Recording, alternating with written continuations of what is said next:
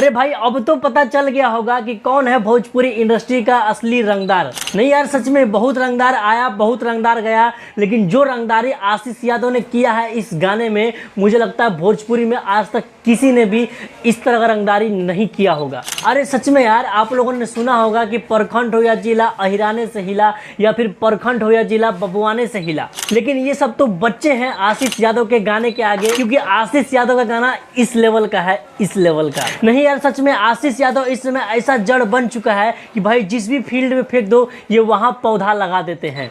अब चाहे sad song गवा लो, आशीष यादव से भाई बंदा फाड़ देते हैं, रुला देते हैं सबको, इतना दर्द भरा इनका गाना होता है। या फिर चाहे इनसे रोमांटिक सॉन्ग गवा लो, भाई आपको पूरा एंटरटेन करेंगे अपने रोमांटिक सॉन्ग से, इस तरह का इनका गाना होता है। मतलब सैड सॉन्ग में भी एक नंबर, रोमांटिक सॉन्ग में भी एक नंबर, अब उतर चुके हैं रंगदारी सॉन्ग में। और भाई साहब क्या गाना गाया है बंदा।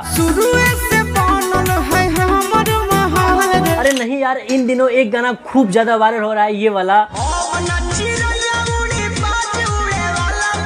और भाई साहब इस गाने को जवाब देते हुए, इसी गाने को टारगेट करते हुए आशीष यादव ने जो गाया है रंगदारी सॉन्ग, कसम से आपको यहाँ आके लगेगा यहाँ।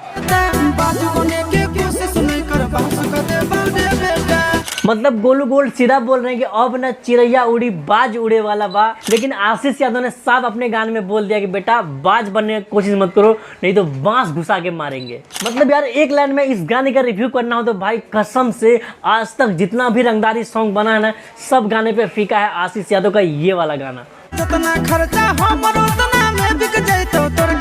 तो भाई सब चीज करने के बाद अब फाइनली एंट्री मार चुका है